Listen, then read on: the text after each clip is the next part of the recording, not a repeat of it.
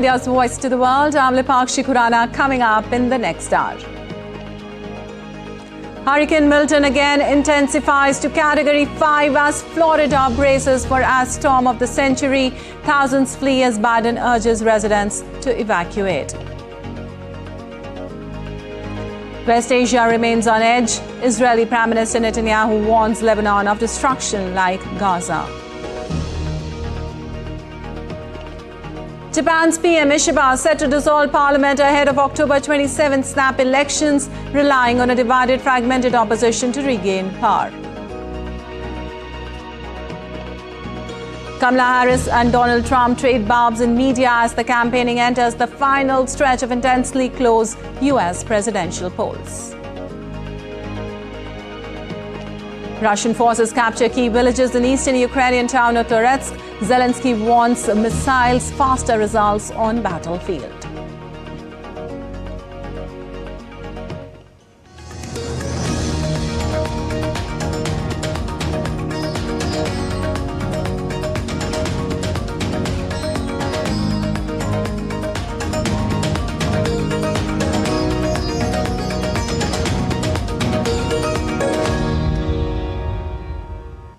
Let's begin with West Asia conflict. Israel's Prime Minister Benjamin Netanyahu has made a direct appeal to urge the Lebanese people to throw out Hezbollah and avoid destruction and suffering like we see in Gaza. You have an opportunity that hasn't existed in decades. An opportunity to take care of the future of your children and grandchildren. You have an opportunity to save Lebanon before it falls into the abyss of a long war that will lead to destruction and suffering like we see in Gaza. Well, Netanyahu's appeal on Tuesday came as Israel expanded its ground invasion against Hezbollah by sending thousands more troops into a new zone in southwest Lebanon. Elsewhere, Hezbollah's fighters launched barrages of rockets towards the Israeli port city of Haifa for the third consecutive day, injuring several people. Meanwhile, on Tuesday, Israeli military spokesperson Rear Admiral Daniel Hagari claimed that the forces have killed 50 other Hezbollah fighters, but Nasrallah's successor, Hashim Saifuddin's death yet to be confirmed. He added that the IDF was examining the results of the operation. Until now, we can confirm that in the strikes, more than 50 terrorists, among them are 6 senior commanders. This is a moral strike, operational and hard for the Hezbollah terrorists. We see it now in the fighting. And now let's go live where RBI Governor Shaktikant Das is announcing decisions of monetary policy 2024. 2016. This is a major structural reforms of 21st century India. It stands out for its committee approach to decision making, transparency of policy making process and communication, accountability hinging upon quantitatively defined inflation target, and operational independence. Over the years, the framework has matured across various interest rate cycles and monetary policy stances. When I look back, I can say with confidence that the flexible inflation targeting has served us well over the years and has proved its mettle. It brought about an era of price stability in the pre-COVID-19 period, with inflation averaging around the target rate of 4%. Thereafter, despite continuing global turmoil from multiple sources in the last 4 years or so, the flexibility embedded in the flexible inflation targeting framework has helped us to effectively address these unprecedented challenges while supporting growth.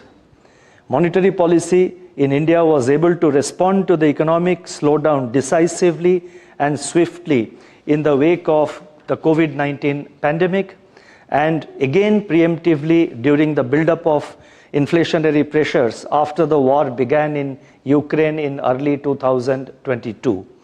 The prevailing well-balanced growth inflation dynamics is indeed a testimony to the success of this monetary policy framework. Let me now turn to the decisions and deliberations of the Monetary Policy Committee. The Monetary Policy Committee met on And this time, as you would be aware, this time we have 3 new external members in the MPC. The Monetary Policy Committee with 3 new external members met on 7th, 8th and 9th October. And after assessing the evolving macroeconomic and financial conditions and the outlook, the MPC decided by a majority of 5 out of 6 members to keep the policy repo rate unchanged at 6.5%. Consequently, the standing deposit facility, that is the SDF rate, remains at 6.25%, and the marginal standing facility, that is the MSF rate and the bank rate, they stand at 6.75%. Further, the MPC decided unanimously to change the stance, that is the stance of the monetary policy, to neutral, and also decided to, let me read it again, the MPC decided unanimously to change the stance to neutral and to remain unambiguously focused on a durable alignment of inflation with the target while supporting growth. The MPC noted that currently the macroeconomic parameters of inflation and growth are well balanced. Headline inflation is on a downward trajectory, though its pace has been slow and uneven. Going forward, the moderation in headline inflation is expected to reverse in September and likely to remain elevated in the near term due to adverse base effects, among other factors. Food inflation pressures could see some easing later in the financial year on the back of strong Kharif sowing, adequate buffer stocks, and good soil moisture conditions, which are conducive for Rabi sowing. Adverse weather events continue to pose contingent risks to food inflation. Core inflation, on the other hand, appears to have bottomed out. Fuel component of the CPI remains in contraction. Domestic growth has sustained its momentum with private consumption and investment growing in tandem. Resilient growth gives us the space to focus on inflation so as to enable its durable descent to the 4% target. In these circumstances, the MPC decided to remain watchful of the evolving outlook in the coming months. Keeping in view the prevailing inflation and growth conditions and the outlook, the MPC considered it appropriate to change the stance to neutral and to remain unambiguously focused on a durable alignment of inflation with the target, while of course supporting growth. I would now turn to an assessment of the growth and inflation situation. First, let me talk in brief about the global growth conditions. The global economy has remained resilient since the last meeting of the MPC in August.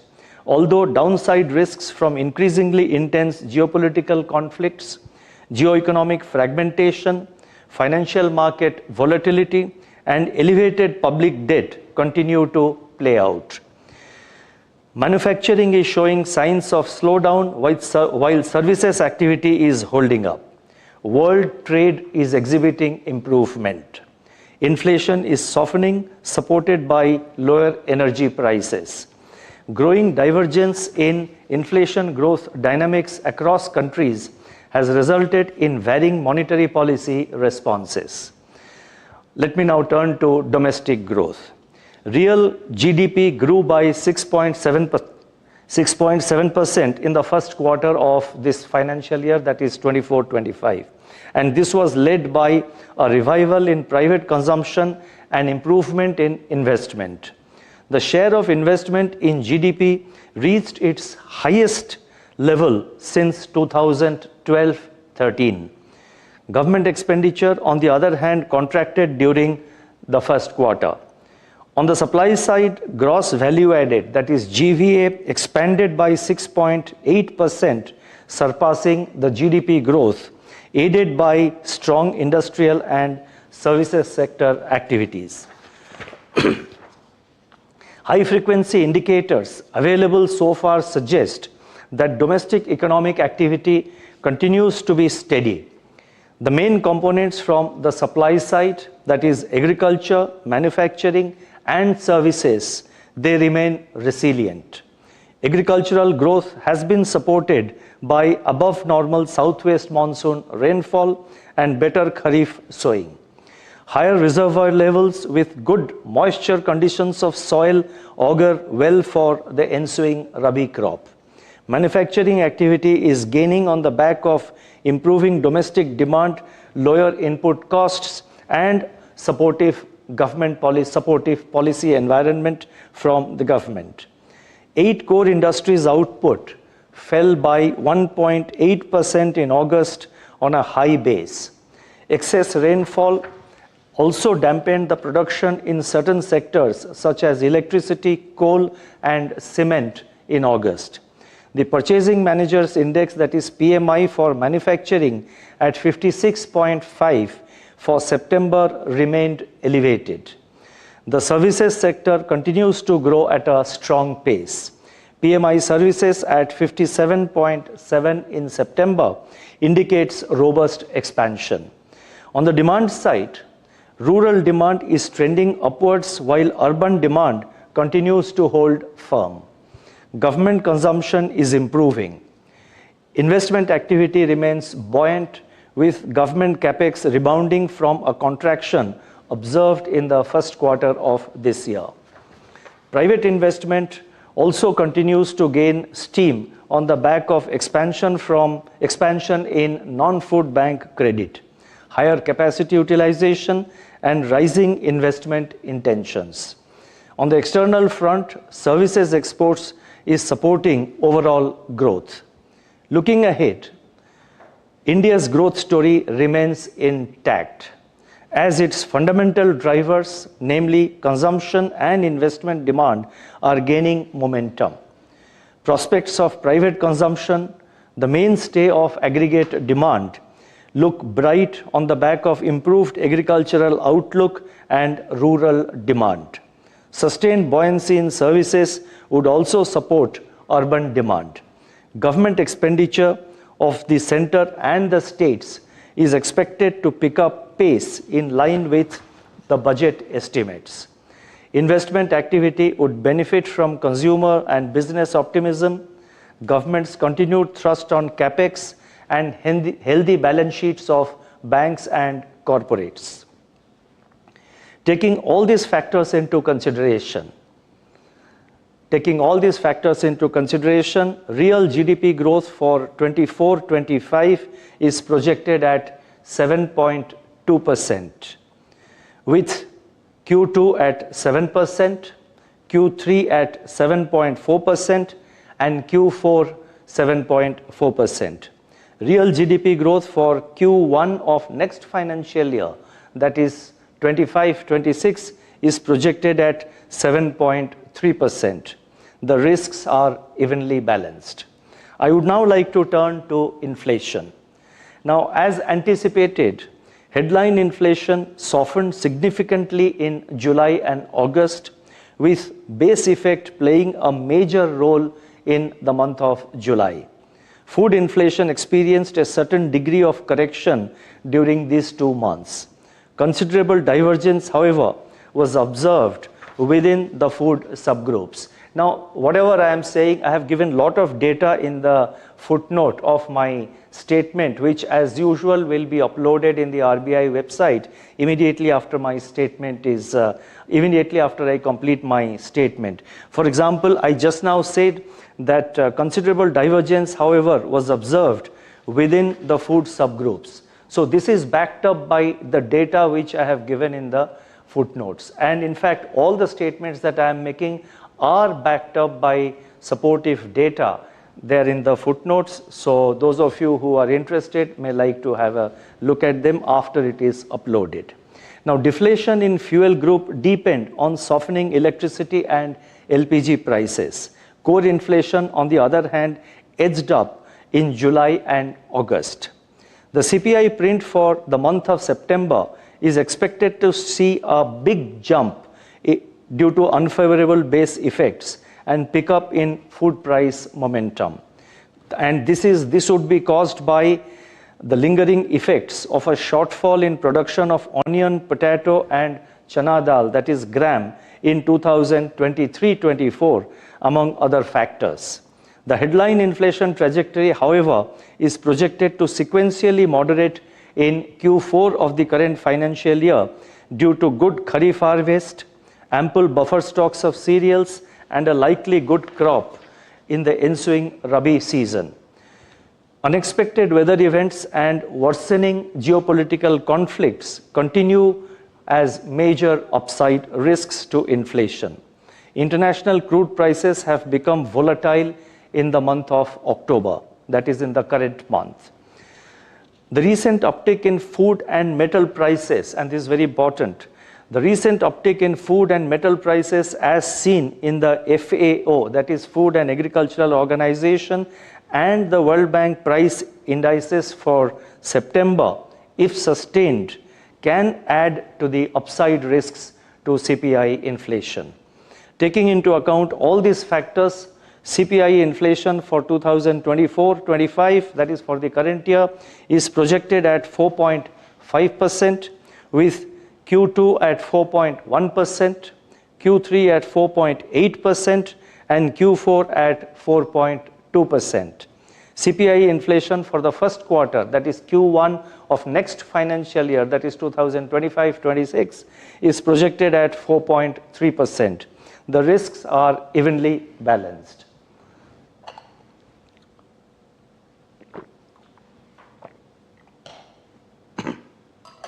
Now, I have summarized our assessment of the domestic growth and the inflation conditions and the outlook as per our assessment. Now, what do this raises the question, what do these inflation and growth conditions mean for monetary policy? The developments since the last meeting of MPC in August indicate further progress towards realizing a durable disinflation towards the target. Despite the near-term upsides to inflation from food prices, the evolving domestic price situation signals moderation in headline inflation thereafter. The agricultural crop outlook is turning out to be favorable, with improving prospects of Kharif and Rabi output. These factors could lead to an easing of food inflation pressures, but this optimism is subject to weather-related shocks, if any. Core inflation is likely to remain broadly contained on continuing transmission of past monetary policy actions, unless, of course, there are surprises in global commodity prices. The prevailing and expected inflation growth balance, please mark my words, the prevailing and the expected inflation growth balance have created congenial conditions for a change in monetary policy stance to neutral. Even as there is greater confidence in navigating the last mile of disinflation, significant risks, I repeat, significant risks to inflation from adverse weather events, accentuating geopolitical conflicts, and the very recent increase in certain commodity prices continue to stare at us. The adverse impact of these risks cannot be undermined, cannot be underestimated. It's with a lot of effort that the inflation horse has been brought to the stable, that is closer to the target within the tolerance band compared to its highest or heightened levels 2 years ago. We have to be very careful about opening the gate, as the horse may simply bolt again.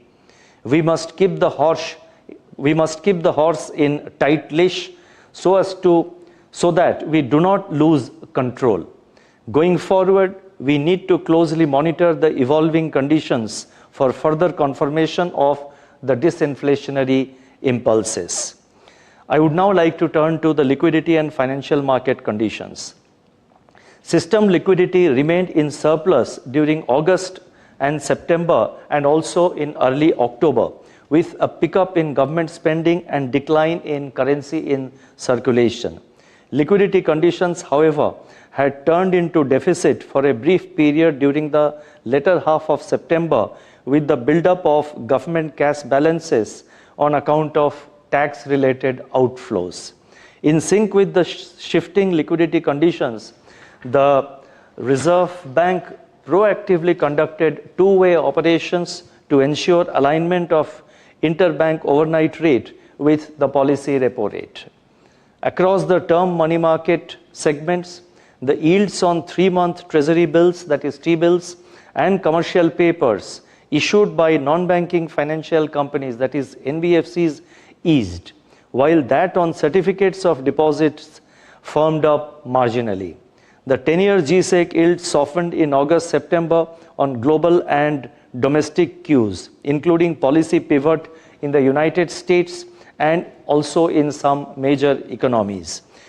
And also, these are not the only factors, but the yields in August-September, I'm talking about the 10-year G-Sec yields, they softened somewhat in August and September due to multiple factors, which would include pivot in the monetary policy of the US and some major economies, improved global investor sentiment, benign domestic inflation, and accelerated fiscal consolidation.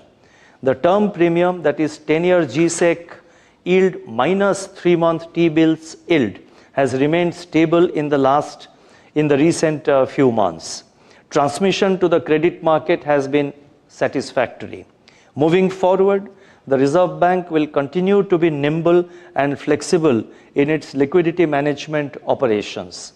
We will deploy an appropriate mix of instruments to modulate both frictional and durable liquidity so as to ensure that money market interest rates evolve in an orderly manner. During the current financial year, that is up to 8th of October, that is till yesterday, the exchange rate of the Indian rupee has remained largely range-bound. The Indian rupee also continued to be the least volatile among peer EME currencies. This was so even during the high volatile episode following the unwinding of the yen carry trade in early August this year. The lower volatility of the Indian rupee reflects India's strong macroeconomic fundamentals and improved external sector outlook. I would now turn to financial stability. The health parameters of banks and NBFCs in India continue to be strong. There has been some recent commentary on the likelihood of stress buildup in a few unsecured loan segments like loans for consumption purposes, microfinance loans, and credit card outstandings. The Reserve Bank is closely monitoring the incoming information and will take measures as may be considered necessary. Banks and NBFCs on their part need to carefully assess their individual exposures in these areas, both in terms of size and quality. Their underwriting standards and post-sanction monitoring have to be robust. Continued attention also needs to be given to potential risks from inoperative deposit accounts, cybersecurity landscape, mule accounts, and a few other factors which we have been stressing and highlighting time and again in the public domain as well as in our interaction with the banks and NBFCs. Now, overall, I would again like to stress that our banking and the NBFC sector, that is the financial sector, remains healthy, resilient, and stable. NBFCs in particular have registered an impressive growth over the last few years. This has resulted in more credit flow to remote and underserved segments, bolstering financial inclusion. While the overall NBFC sector remains healthy, let me re-emphasize, while the overall NBFC sector remains healthy, I have a few messages to certain outliers. First, it is observed that some NBFCs are aggressively pursuing growth without building up sustainable business practices and risk management frameworks, which should be commensurate with the scale and complexity of their portfolio. An imprudent growth at any cost approach would be counterproductive for their own health. Second, driven by significant accretion to their capital from both domestic and overseas sources, and sometimes under pressure from their investors, some NBFCs, including microfinance institutions and housing finance companies, are chasing excessive returns on their equity. While such pursuits are in the domain of the boards and managements of NBFCs, concerns arise when interest rates charged by them become usurious and get combined with unreasonably high processing fees and frivolous penalties.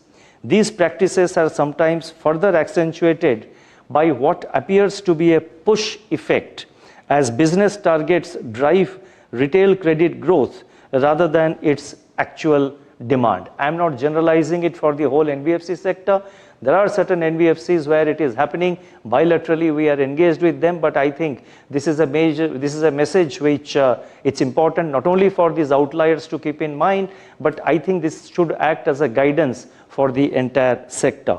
Now, the consequent high cost, I was talking about the push effect, that is business targets driving retail growth rather than its actual demand. In that context, I would like to say that the consequent high cost and high indebtedness could pose financial stability risks if not addressed by these NBFCs in time. Third, NBFCs may review their prevailing compensation practices, variable pay, and incentive structures, some of which appear to be purely target-driven in certain NBFCs. Such practices may result in adverse work culture and poor customer service. To sum up, it is important that NBFCs, including MFIs and housing finance companies, follow sustainable business goals, a compliance-first culture, a strong risk management framework, a strict adherence to fair practices code, and a sincere approach to customer grievances. The Reserve Bank is closely monitoring these areas and will not hesitate to take appropriate action if necessary. Self-correction by NBFCs would, however, be the desired option. Coming to external sector, India's current account deficit, that is CAD, widened to 1.1% of GDP in the first quarter of this financial year, that is 24-25, and this was on account of higher trade deficit. Buoyancy in services exports and strong remittance receipts are expected to keep the current account deficit within the sustainable level. On the external financing side, foreign portfolio investment, that is FPI flows, have seen a turnaround from the net outflows of $4.2 billion in April and May this year. They have turned from net outflows. In April and May, we had net outflow of $4.2 billion. Now they have now turned to net inflows of $19.2 billion during June to October, and this is the figure till 7th of October. Foreign direct investment, that is FDI flows, remain strong in 24-25 as both gross and net FDI flows have improved in April and July. While external commercial borrowings moderated, non-resident deposits recorded higher net inflows compared to last year. India's foreign exchange reserves have already crossed a new milestone of $700 billion. Overall, India's external sector remains resilient as key external sector vulnerability indicators continue to improve. And when I say key external sector vulnerabilities continue to improve, I have backed it up by the data in the footnote of the statement. On the whole, we remain confident of meeting our external financing requirements comfortably. I shall now announce certain additional measures. The first relates to responsible lending conduct, levy of foreclosure charges, and or prepayment penalties on loans. The Reserve Bank has taken several measures over the years to safeguard consumer interest. As part of these measures, banks and NBFCs are not permitted to levy foreclosure charges or prepayment penalties on any floating rate term loan sanctioned to individual borrowers for non-business purposes. That is, for purposes other than business. It is now proposed to broaden the scope of these guidelines to include loans to micro and small enterprises, that is MSEs. A draft circular in this regard shall be issued for public consultation. The second announcement relates to discussion paper on capital raising avenues for primary urban cooperative banks, that is for UCBs. The Reserve Bank has undertaken several initiatives in recent years to strengthen the UCB sector. Such initiatives include issuance of regulatory guidelines in 2022 for issue and regulation of share capital and securities by the urban cooperative banks. To provide more flexibility and avenues to the UCBs, that is urban cooperative banks, to raise capital, a discussion paper on capital raising avenues for UCBs will be issued for feedback and suggestions from stakeholders. The third announcement relates to creation of Reserve Bank Climate Risk Information System. Climate change is emerging as a significant risk to financial system world over. This makes it necessary for regulated entities to undertake robust climate risk assessment, which is sometimes hindered by gaps in high-quality climate-related data. To bridge these data gaps, the Reserve Bank proposes to create a data repository, namely the Reserve Bank Climate Risk Information System, or in short RBCRIS, Reserve Bank Climate Risk Information System, that is RBCRIS. The next announcement relates to UPI, where we are enhancing certain limits for the various transactions.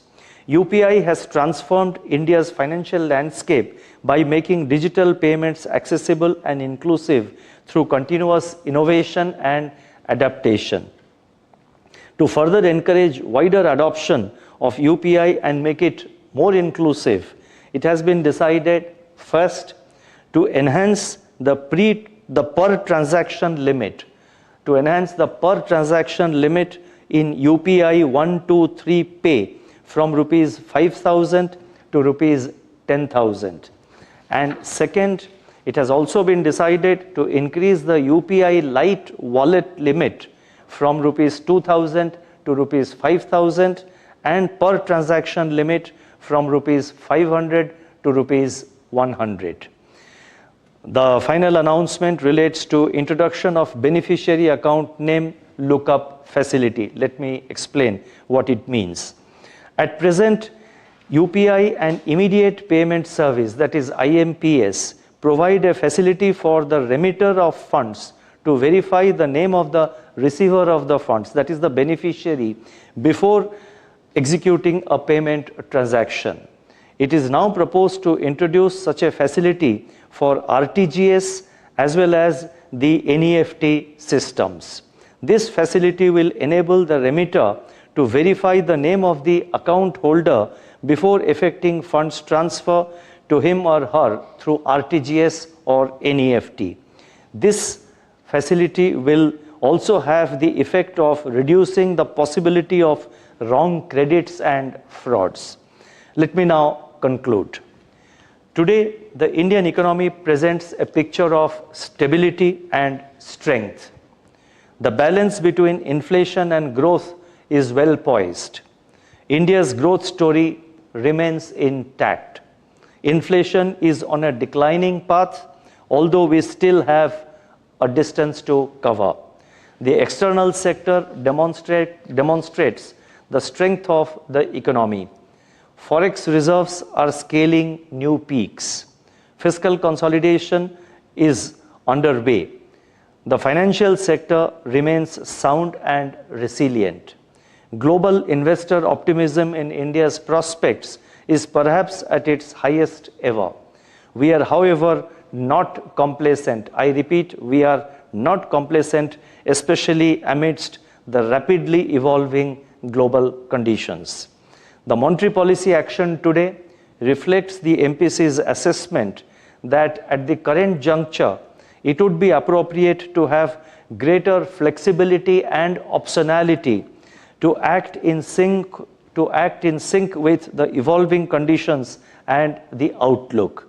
We stand unambiguously committed to ensure durable alignment of inflation with the target while supporting growth. In the prevailing macroeconomic conditions and the outlook, Mahatma Gandhi's words remain highly relevant. And I quote, "When the method is good, success is bound to come in the end." Thank you. Namaskar. All right, we were watching live RBI Governor Shaktikant Das announcing decisions of Monetary Policy Meeting 2024. And the breaking news is that he said the flexible inflation targeting framework has reached its 8th anniversary, marking a significant structural reform in the 21st century India. He said that the MPC, after assessing microeconomic conditions, have decided to keep the repo rate unchanged at 6.50%. Thus, RBI maintains status quo on policy rates, but change stands to neutral. He said the global economy has remained resilient and the world trade is exhibiting improvement. And in domestic growth, the real GDP grew by 6.7% in the Q1 and continues to be steady. Also, he said agricultural growth has also been supported with favorable monsoons and supportive government policies. Governor Das stated that food inflation pressures may ease due to favorable conditions from kharif sowing and good soil moisture. Additionally, it appears that core inflation has also bottomed out. Also, the services sector continues to grow robustly, supporting overall growth. However, RBI Governor Das has indicated that manufacturing is displaying signs of slowing down. The real GDP growth for Q1 for next financial year, he said, is projected at 7.2%. Shaktikant Das stated that domestic growth has sustained its momentum and the global economy has remained resilient since our last meeting. However, he said downside risk persists due to geopolitical conflicts, financial market volatility, and elevated public debt. And on a positive note, world trade is showing signs of improvement. He also said inflation is projected at 4.5% for the financial year 25. Shaktikant Das noted that a recent increase in food and metal prices, if sustained, could contribute to the upward risk of consumer price index inflation. For financial stability, he said that the finance sector remains stable and healthy. And also he said that the Indian rupee continues to be the least volatile among other currencies and said that Reserve Bank is closely monitoring everything. And Indian foreign exchange reserves have crossed record milestone. He also made a few new announcements.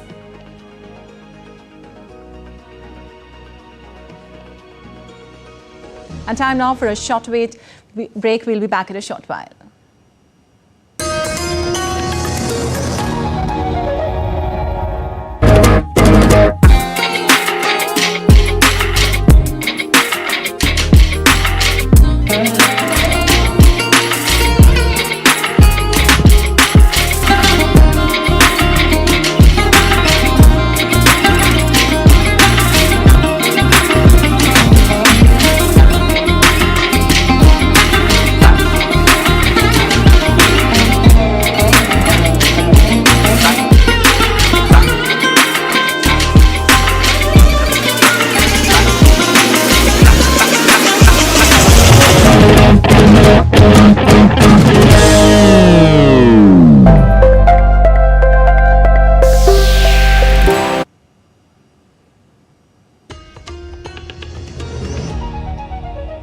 Welcome back. You're watching DD India News. I'm Lipakshi Khurana, and moving on, as US elections are just a few weeks ahead, a recent opinion poll again says Harris ahead of Trump. The debate in the minor voters, a strong leader versus change leader. A poll from Siena College and the New York Times out on Tuesday highlighted the deadlock, finding Harris ahead of a Republican rival by 49% to 46%. However, the new poll gave Trump the edge on who is the stronger leader, but crucially revealed that registered voters see Harris as the change candidate.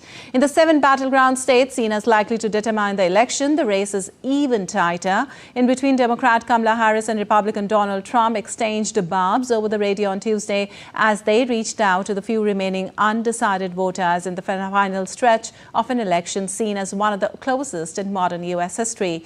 Harris is blaming Trump to be admirer of dictators, while Trump is declaring Harris as low intelligence person. Meanwhile, a book published in USA indicts Trump for sending COVID test kits to Russian President Vladimir Putin. Presenting herself as a change maker, Democratic candidate Kamala Harris said that America is always for expansion of individual rights, and her proposal for right to abortion to women will be a step in that direction.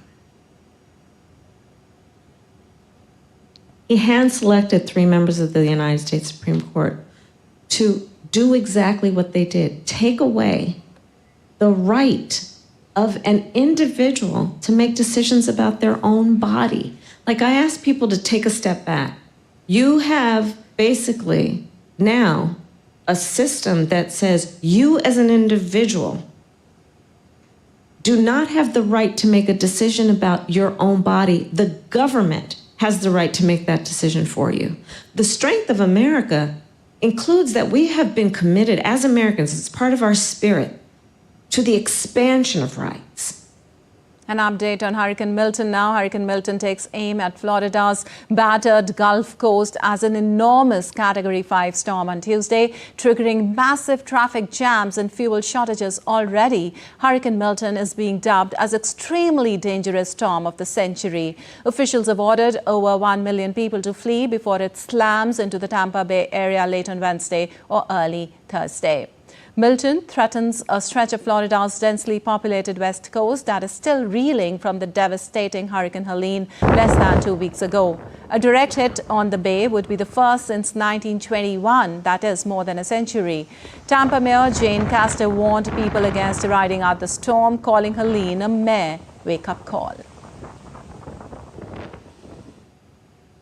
Well, also, the World Meteorological Organization has warned Hurricane Milton is expected to grow in size before landfall, posing as extremely serious threat to Florida.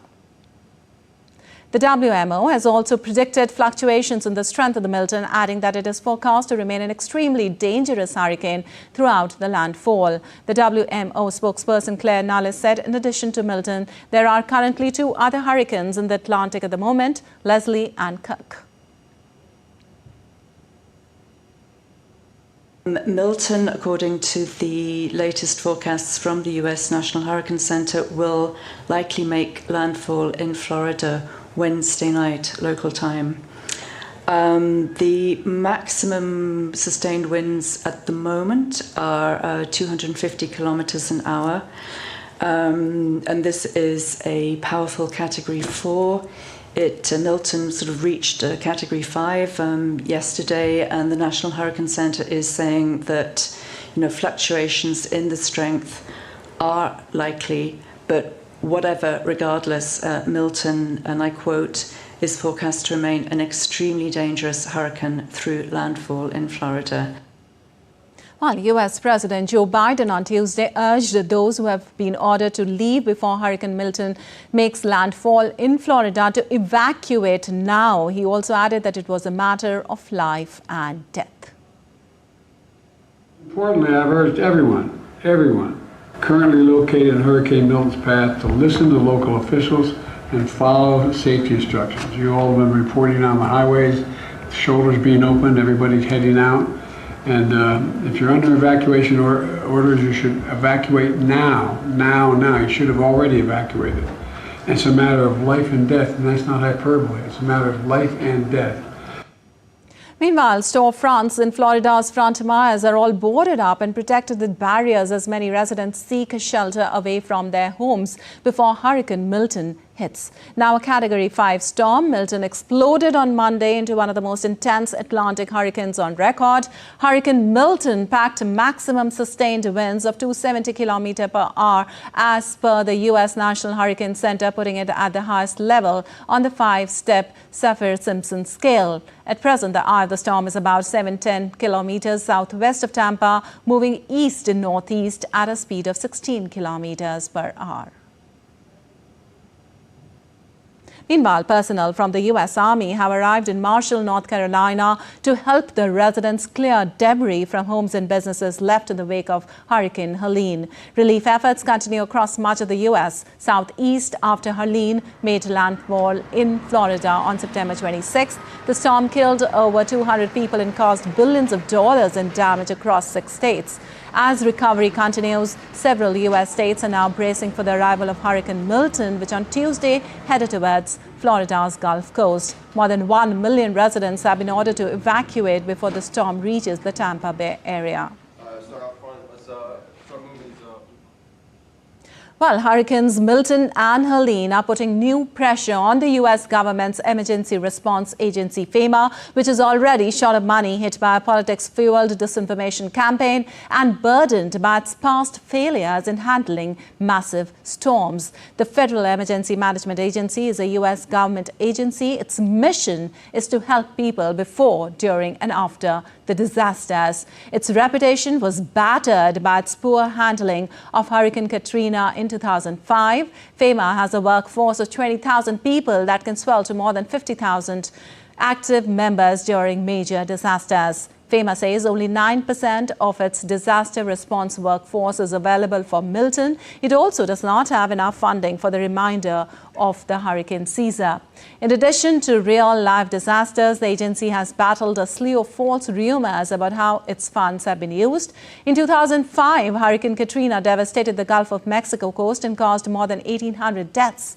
It also shattered the reputation of FEMA, which was sharply criticized for its response. And shifting focus to Japan now, where Prime Minister Shigeru Ishiba is set to dissolve the parliament on Wednesday ahead of October 27 snap elections. Ishiba's Liberal Democratic Party has governed Japan almost uninterrupted for decades and is almost certain to be re-elected.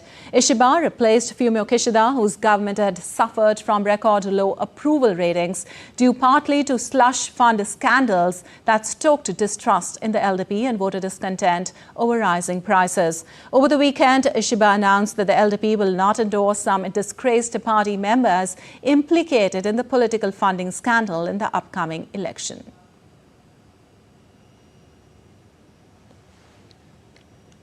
And Indian Prime Minister Narendra Modi will be travelling to Lao PDR on 10th and 11th of October to attend the 21st ASEAN-India Summit and the 19th East Asia Summit. ASEAN leaders and other partners have already started arriving in Vientiane for the 44th and 45th ASEAN Summit. Ahead of the main summit, ASEAN foreign ministers met on Tuesday in Vientiane, where Myanmar and other regional topics remains a high point of discussion.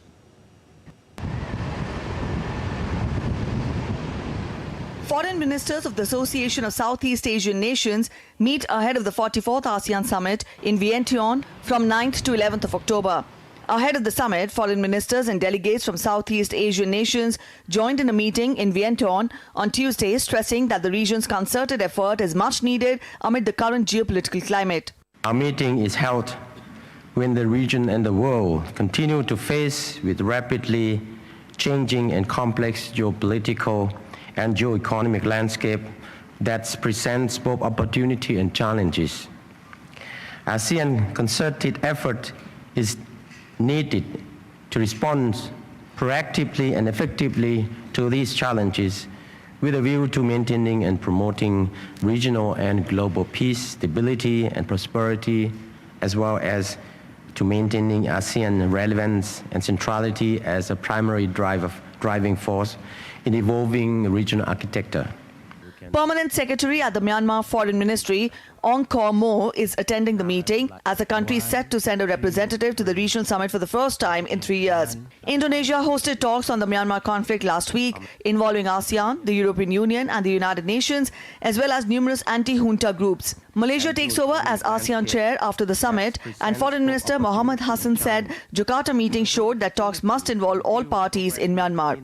The takeaway is that we have to really approach everybody in Myanmar. Okay? And Myanmar also has to listen to ASEAN. They have to abide to the ASEAN Charter because it's part of ASEAN. And they are also the part of signatory of the 5-point consensus. So let's put all of it together. We want to see this so-called crisis, atrocities in Myanmar also to stop. Indian Prime Minister Narendra Modi will be travelling to Vientiane from 10th to 11th of October.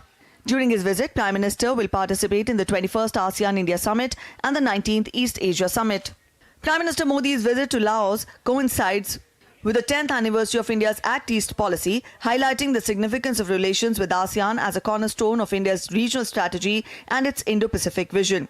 ASEAN-India Summit aims to evaluate the progress made in India-ASEAN relations under the Comprehensive Strategic Partnership and to establish future cooperation directions. The meeting will also see participation from countries including Australia. Meanwhile, China, who is Myanmar's neighbour and key ally, also confirmed on Tuesday that Premier Li Keqiang would also attend the summit. The South China Sea will be another key topic for leaders after months of violent confrontations between Chinese and Philippine vessels in the disputed waterway. Tripti Tripathi, DD India. While you're watching DD India News, our time now for some sports news. Australia defeated New Zealand on Tuesday evening with a dominant bowling display to move top of Group A at the Women's T20 World Cup. Both sides had won their opening match and the Kiwis had a glimmer of hope on a slow pitch in Sharjah after they restricted Australia to 148 for 8. Beth Mooney's 40 provided the backbone of Australia's total, while Elise Perry chipped in with 30 as New Zealand leg spinner Amelia Kerr took to the impressive 4 for 26. However, during batting, Suzie Bates was bowled by Sophie Monoliux that started the rot for the White Ferns, who lost 9 wickets for 34 runs. Australia now at the top of Group A with 4 points, while New Zealand 2 points behind in third. Australia will next face Pakistan in Dubai on Friday, with New Zealand playing Sri Lanka in Sharjah on Saturday. And confident Team India is all set to take on Bangladesh in second T20 International in New Delhi this time, having already won the first T20 by 7 wickets. The all-rounder performance by Team India is sending shock waves to Bangladesh. Here's 4. Men in blue are all set to face Bangladesh in second T20 International, scheduled to take place on the 9th of October in New Delhi. Having comfortably defeated Bangladesh in the first T20I of their 3-match series by 7 wickets, Bangladesh seems helpless in front of Team India's all-rounder performance. If you talk about Team India's performance in first T20I, Hardik Pandya put on a show to blast India to victory in the 12th over of their innings after Bangladesh were blown away for 127 runs. Hardik Pandya hit back-to-back 4s and a 6 to hit the winning runs. Arshdeep Singh and Varun Chakravarti took 3 wickets each, while debutant Mayank Yadav returned figures of 1 for 21. In the head-to-head, India has an upper hand, having won all 5 matches out of 5 encounters that took place between India and Bangladesh from the year 2019 to 2014. The second match is on the 9th of October in New Delhi, with the final game scheduled to take place on the 12th of October in Hyderabad. Sports Desk, DD India. Well, Liverpool midfielder Sophie Lingard sustained an ACL knee injury during her side's women's Super League game against Tottenham Hotspur. The 22-year-old was forced off in the first half of Liverpool 3-2 win over Spurs on Sunday and will require surgery. The Denmark youth international is not the first WSL player to suffer an ACL injury since the start of the season, with Everton's Aurora Galli and Inma Gabaro. Chelsea defender Georgia Fox and midfielder Sophie also sidelined. Manchester City midfielder Jill Roord and Chelsea strikers Mia Fishel and Sam Kerr are also recovering from ACL injuries sustained earlier this year. Liverpool host league leaders Manchester City in the next match on Sunday.